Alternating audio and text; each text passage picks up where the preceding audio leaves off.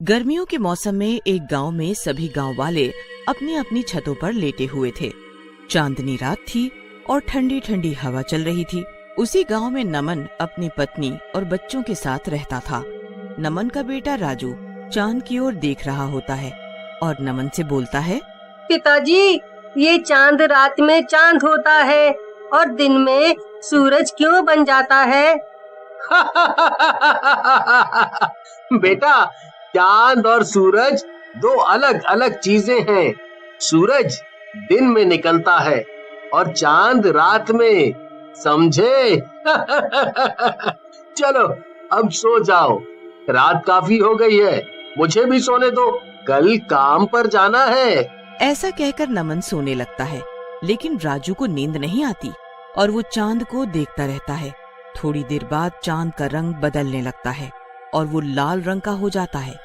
ये देख राजू नमन से बोलता है, पिताजी, पिताजी, चांद का रंग बदल गया है, देखो देखो वो लाल हो गया। क्या है राजू, सोने दे मुझे। ना तो खुद सो रहा है और ना मुझे सोने दे रहा है। क्या हुआ, क्या बात है? राजू डरते हुए चांद की तरफ इशारा करता है। नमन चांद को देख घबराते हुए बोलता है, ये क्या हो रहा है? ये चांद तो सचमुच में लाल हो गया है। ये सब क्या हो रहा है? तभी चांद हंसने लगता है और बोलता है, गांव वालों, तुम सबकी मौत आ रही है। कुछ दिनों में सब मरोगे। सब के सब या तो यहाँ से भाग जाओ। उसके बाद चांद का रंग फिर से पहले जैसा सफेद हो जाता है। लेकिन गांव वाले काफी घबरा जाते हैं और अगले दिन सुबह गांव की चौपाल में मिलते हैं।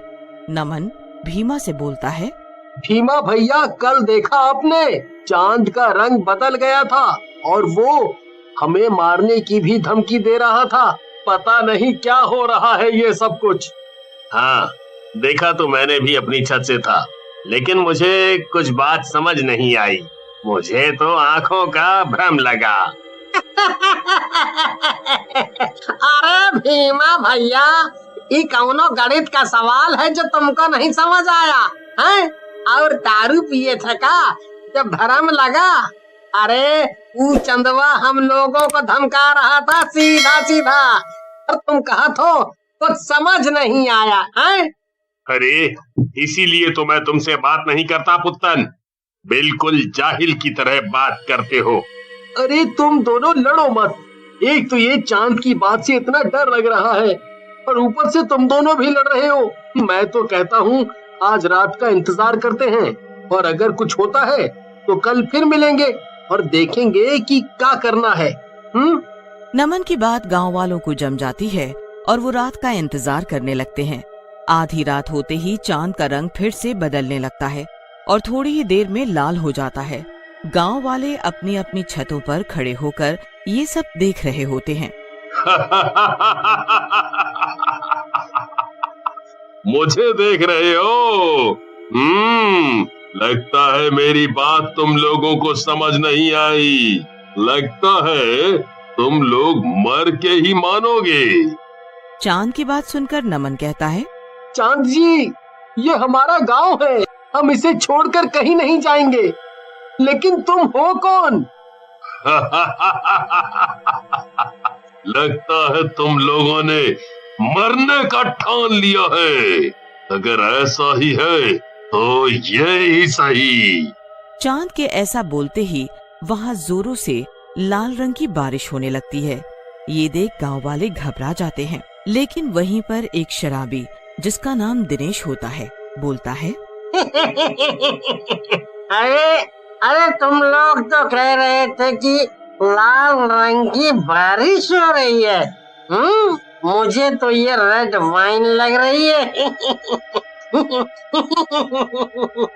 दिनेश की बीवी सीमा गुस्से में चिल्लाती है और बोलती है, हाय रे, मेरी फूटी किस्मत, कहाँ से मैं इस शराबी के पल्ले पड़ गई।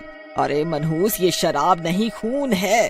तुझे खून और शराब में फर्क नहीं पता चलता क्या? हाय रे हाय। सीमा के मुंह से खून का नाम आते ही सब गांव वाले बारिश की बूंदों को हाथ में लेते हैं। वो बूंदे सच में इंसानी खून होता है। अरे ये तो सचमुच में खून है। सब के सब भागो और अपने घरों के अंदर चले जाओ। नमन की बात सुनकर सारे गांव वाले घर के अंदर चले जाते हैं और छिप जाते हैं। रात भर वो खून की बारिश होती रहती है। सुबह होने पर गांव वाले घरों से बाहर निकलते हैं। चारों तरफ खून ही खून होता है। अरे ये सब क्या हो गया? हमारी तो गेहूं की पूरी फसल ही बर्बाद हो गई। अरे पुत्तन भैया, आप रोइए मत। हमारे यहाँ तो चांद और सूरज की पूजा करते हैं, लेकिन ये सब क्या हो रहा है कुछ समझ नहीं आ रहा। हम सब गांव वाले आपके साथ हैं। हमारी भी फसलें खराब हो गई हैं। हमें मिलकर इस समस्या का समाधान निकालना होगा। क्या समाधान निकालोगे नमन तुम? देखा नहीं उस चांद ने हमें क्या कहा है? इस गांव को छोड़कर चले जाओ। भीमा भैया, आपको जाना है तो जाओ। मैं ये गांव छोड़कर कहीं नहीं जाऊंगा। ये मेरा गांव है। मैं एक शैतान से डरकर गांव नहीं छोड़ सकता। ऐसा कहकर नमन वहाँ से चला जाता है। रात होते ही वही खूनी चांद फिर से निकलता है और बोलता है, तुम गांव वाले लगता है ऐसे नहीं जाओगे। अगर ऐसा है तो मरो फिर।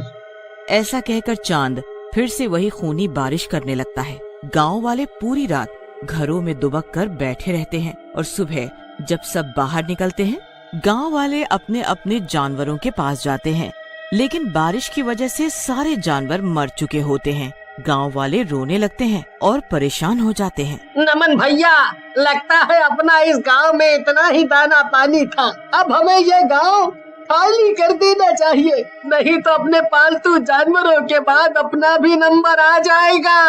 हाँ। ऐसा कहकर भीमा और उसके पीछे सभी गांव वाले वहाँ से चले जाते हैं। तभी नमन का बेटा राजू वहाँ आता है और नमन से कहता है, पिताजी, मुझे आप पर गर्व है। आप सचमुच में बहादुर हैं। मैं आपके साथ ही रहूंगा। राजू की बात सुनकर नमन को हिम्मत आ जाती है और वो गांव से दूर एक जंगल में एक साधु बाबा के पास जाता है। साधु बाबा नमन को देखकर मुस्कुराने लगते हैं और बोलते हैं, आओ नमन बेटा, आओ। इस दिन का तो मैं कई वर्षों से इंतजार कर रहा था। बाबा, आप मुझे कैसे जानते हैं? आप और मैं तो पहले कभी नहीं मिले। नमन बेटा, मैं तो तुम्हें तुम्हारे पिछले जन्म से जानता हूँ। ये सब जो हो रहा है तुम्हारे पिछले जन्मों का परिणाम है। दरअसल तुम पिछले जन्म में इस गांव के राजा थे और ये चांद रूपी शैतान जो है वो दूसरे राज्य का राजा था। लेकिन बाबा, अगर ये मर गया था तो ये चांद कैसे बन गया? लगता है नमन बेटा तुमने मेरी पूरी बात नहीं सुनी। अरे ये तांत्रिक शक्तियों में निपुण था और इसने अपनी तंत्र विद्या से चांद को बंदी बना रखा है। लेकिन बाबा, अब हम इससे कैसे निपटेंगे? अगर ऐसे ही रहा तो ये सबको मार डालेगा। बेटा, उपाय तो है लेकिन बहुत कठिन है। बाबा, कुछ भी हो, मैं लोगों की जान बचाने के लिए कुछ भी करूंगा। बेटा, तुम्हें अपने बेटे राजू के अंदर मेरी आत्मा को जाने देना होगा, क्योंकि चांद के पास जाकर ही उस शैतान को मारा जा सकता है। नमन के हाँ करते ही साधु बाबा अपने प्राण त्याग देते हैं और उनकी आत्मा नमन के साथ जाती है। रात में चांद गांव में फिर निकलता है। नमन छत पर राजू के साथ खड़ा होता है, लेकिन तभी साधु बाबा की आत्मा राजू के अंदर प्रवेश कर जाती है और नमन को दूर धक्का दे देती है। दुष्ट शैतान, नमन को तू छू भी नहीं सकता। आज तेरी मौत पक्की है। ऐसा कहकर राजू चांद के मुंह के अंदर घुस जाता है। चारों तरफ जोर से रोशनी होती है और बहुत जोरों से बिजली कड़कती है। जब रोशनी हटती है तो शैतान की लाश नीचे पड़ी होती है और राजू बेहोश होकर नमन की गोद में गिरता है और सब गांव वाले भी वापस अपने गांव आ जाते हैं।